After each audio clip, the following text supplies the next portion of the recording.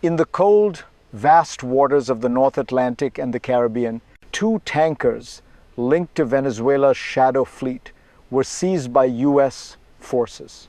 But this isn't just another maritime operation. It's a seismic shock in the fight for control of the world's oil, the very resource that fuels global economies, powers nations, and defines geopolitical power. The United States has taken action to cut off the flow of Venezuelan crude. But these operations are only the first shots in a much larger, dangerous game. This isn't just about oil. It's a battle for dominance where the stakes couldn't be higher, and the world is watching. As Venezuela's leadership scrambles for survival, this operation could change the future of energy geopolitics forever. Is this the start of a new world order in energy, or just a dangerous escalation?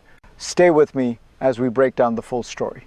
Venezuela, sitting on the world's largest oil reserves, has become the battleground for global power plays.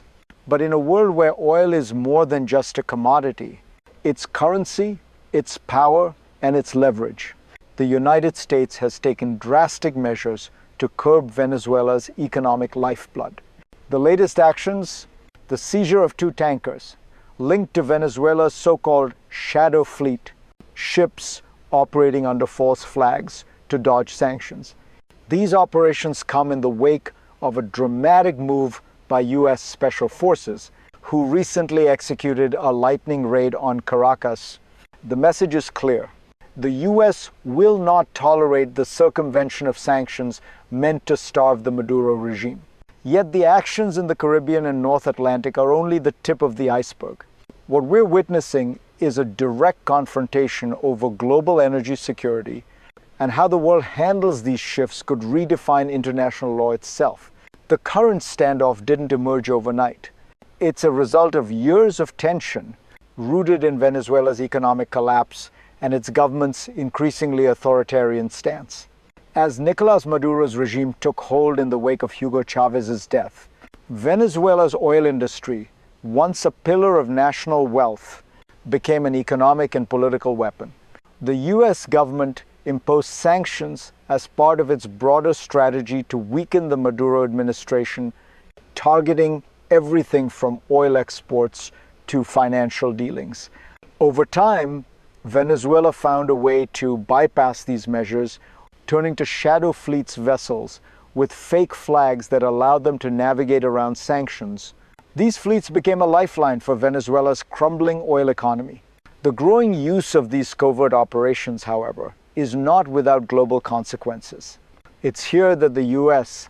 has chosen to draw a line in the sand, taking the battle to international waters. But what exactly are these shadow fleets hiding, and why are they so dangerous?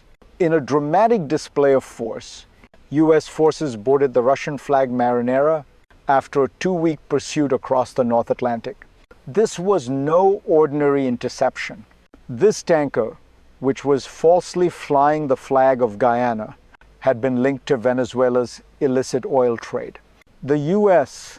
wasn't just seizing a ship, it was cutting off a key artery in Venezuela's shadow fleet. The Marinera was allegedly carrying Iranian oil, a violation of U.S. sanctions. Moscow's response was swift, denouncing the U.S. for seizing a vessel flying its flag. The Russian Ministry of Transport demanded the proper treatment of the crew and their swift return to Russia. Yet despite Russia's protestations, the U.S. was unfazed, backing its action with a court-issued warrant and international maritime law. What does this tell us about how far the U.S. is willing to go to enforce sanctions and the global implications of such a power play? Behind the headlines and high-stakes operations, a web of complex mechanisms allows Venezuela to keep its oil trade alive despite U.S. sanctions. Shadow fleets like the Marinera and Sofia operate in a gray zone of international law.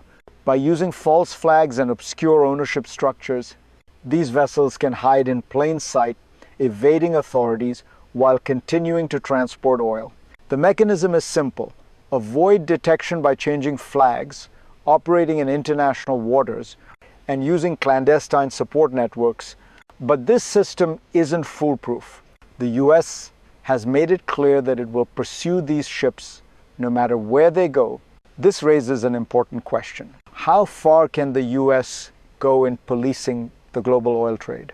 And will other countries like Russia or China support Venezuela's moves, or will they align with the US on international law and sanctions?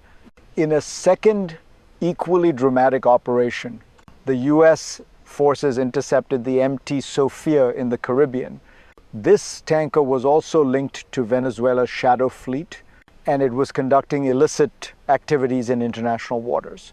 The US Coast Guard was quick to act, boarding the ship without incident.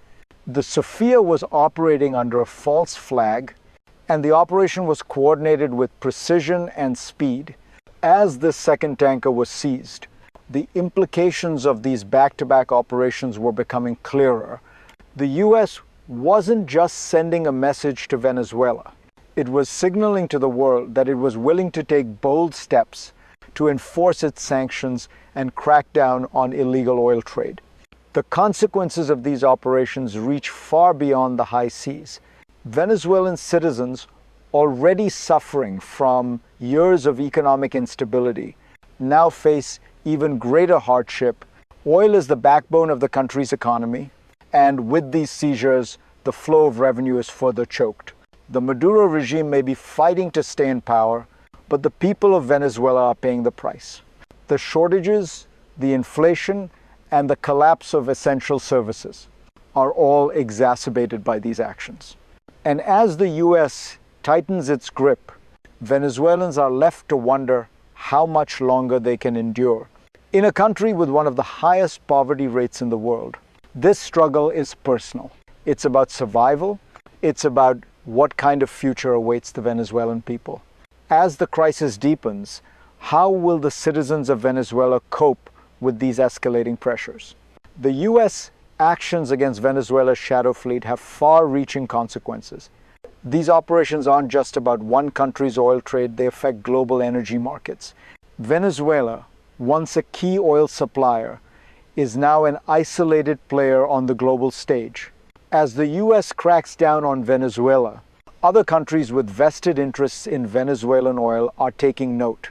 Russia, China, and other oil-consuming nations see this as a challenge to their access to energy resources. China, the largest buyer of Venezuelan oil in recent years, has condemned the US actions, claiming that they threaten global energy security. This geopolitical tug-of-war is only just beginning. The ramifications could ripple through international energy markets, potentially driving up global oil prices or forcing countries to seek alternative suppliers. In a world where energy security is a key driver of international relations, these moves could shape future alliances and conflicts. The future of Venezuela's oil trade and its broader geopolitical impact is uncertain, but we can predict three possible scenarios. In the first, Venezuela's oil industry continues to crumble under the weight of US sanctions and international pressure. The Maduro regime, weakened by these external forces, eventually collapses. In this scenario, the US would likely step in to stabilize the country, potentially securing access to Venezuela's oil reserves. The second scenario is one of continued standoff. Venezuela finds new ways to evade sanctions, and the US continues its aggressive tactics, leading to an ongoing geopolitical conflict over control of oil. Finally, the worst-case scenario, an escalation into full-blown conflict. As tensions rise, the US and its allies could face off against Russia, China, and other oil-consuming nations. This could result in a major disruption in the global energy market, with devastating effects on oil prices, international relations, and security. As we come to the end of this analysis, the picture becomes clear. Venezuela's oil industry is at the heart of a larger battle for global influence. The US has made it evident that it will stop at nothing to protect its interests and reshape global energy dynamics. But as the crisis deepens, the consequences are felt by more than just the powerful players involved. It's the Venezuelan people, caught in the middle, who bear the greatest cost. This situation could reshape the future of international relations, energy security, and economic stability. The world is watching closely, and the decisions made in the coming months will have far-reaching effects. It's up to the global community to decide whether this conflict will escalate into something much larger or whether diplomacy will take hold. For now, the world remains in a delicate balance.